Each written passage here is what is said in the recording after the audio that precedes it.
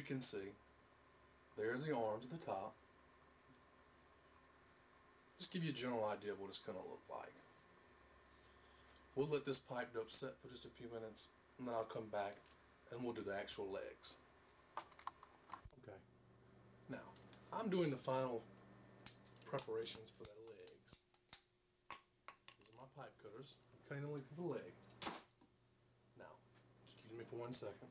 I'm going to disappear. Now,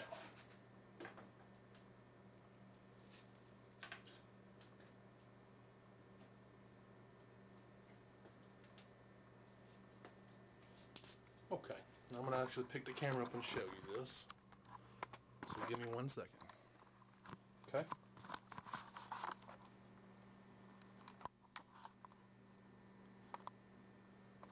Now as you can see, we have the arms out. We've got the torso. I've got the legs attached. And you see how I've got them in a bending motion, like he's down in one knee. One knee is down, one knee is coming up. Very easy to do. I'm going to show you the actual connections here to the hip part. You'll see I've got the 90-degree elbow coming down. I've got another 90-degree elbow coming down with a straight PVC in the back. Same way with the other. 90-degree coming down, another 90-degree coming straight down to the ground. Okay? Now I haven't glued any of that with a pipe dope yet. That's just rough to show you how it will look, the actual frame of the skeleton. Now what you might want to do later on is take a stake or a piece of coat hanger or something in this back leg here. You'll have to have a drill with a drill bit, just enough to drill it through. Basically you're just using the coat hanger or whatever to anchor this to the actual ground. Just because of the wind and whatnot, you don't want it blowing over. So that is your actual skeleton made out of PVC. That took about maybe 10 minutes time to make tops. So what I'm going to do now is I'm going to actually put pipe dope on those joints to the legs to help them stay. And then we're going to come back and we're going to start to fill the body out with foam. Alright, we're back. And as you can see, I've went ahead and put the foam for the filling. I've put some here on each side of the shoulder. I put one here on each arm for the bicep. And I put one here in the middle for the torso as well. Just, you don't want that, once you put the actual costume on, you don't want to see the sagging into the middle there.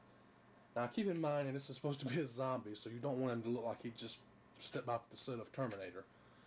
Now what I'm going to do is just clip these ties. And the cool thing about this is these are adjustable. You can pull them up, move them around, up and down if you want to. Cut every one of them.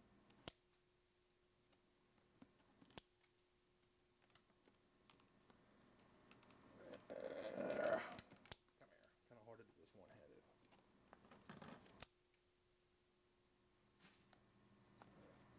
And like I said, these ties, they're relatively expensive. It's about $9 for a pack of 100.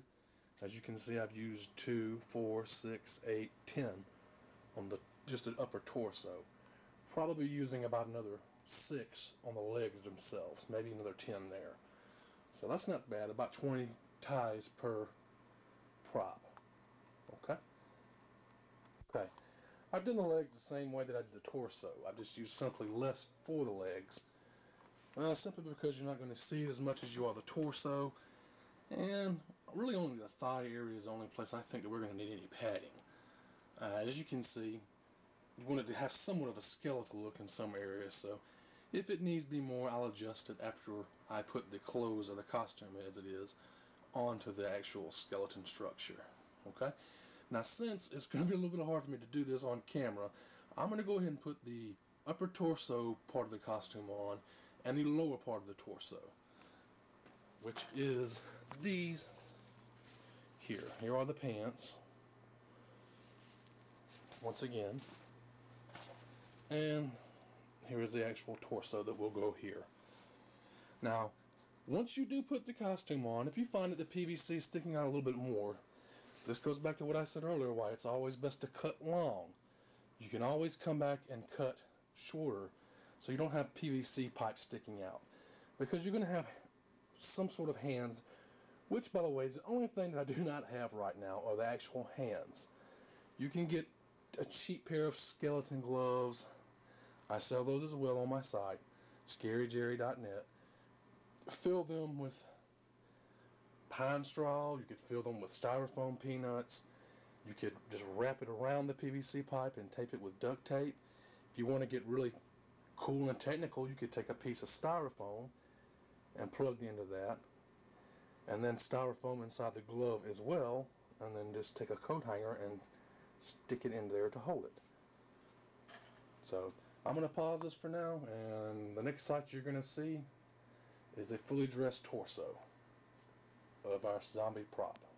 Okay, we're back now, and I've just about finished our static zombie prop.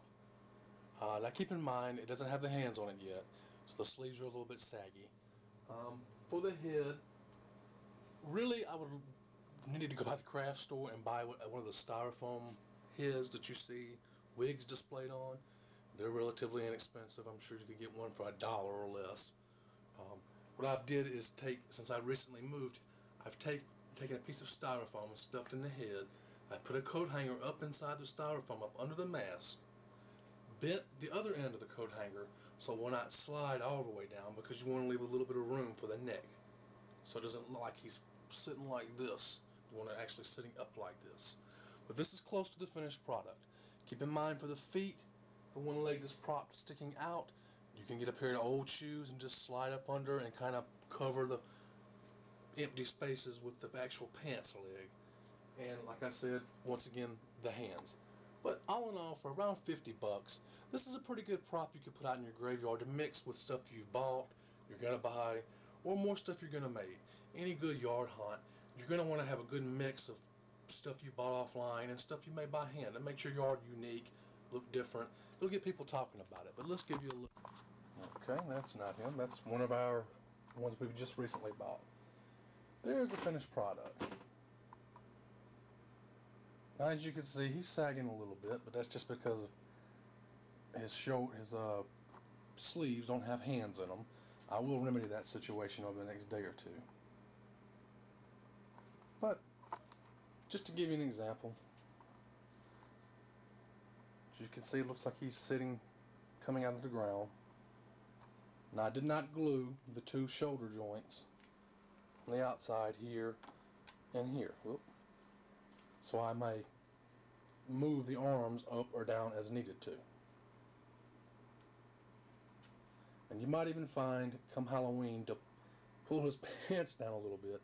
Maybe take some duct tape around the hip joints so they don't move.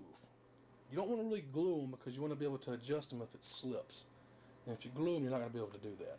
This would look pretty cool sitting in front of a graveyard scene out in your yard along with a couple of other props, such as that guy or that guy, or, well, that's going to be in my window. But there you have it. That's how you make a static zombie prop for around 50 bucks. Not a bad looking prop, really. Look really good at night especially.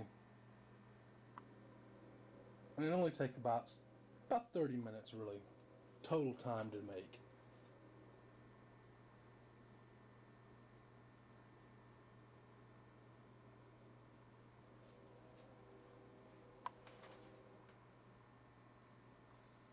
I'm gonna walk around so you could just see, kind of get a look there at how he's actually standing on a knee, another knee forward.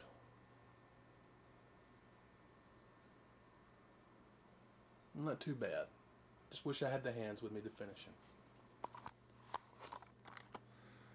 Well, I'm Scary Jerry, and thanks for watching my video on how to make a static zombie prop. For more tips, and if you'd like to buy some things to make the actual prop yourself, go to my website, scaryjerry.net. Thank you, and we'll have more how-tos pretty soon. Once I get my yard decorated, I'll be putting pictures up online, so look for that. Thanks.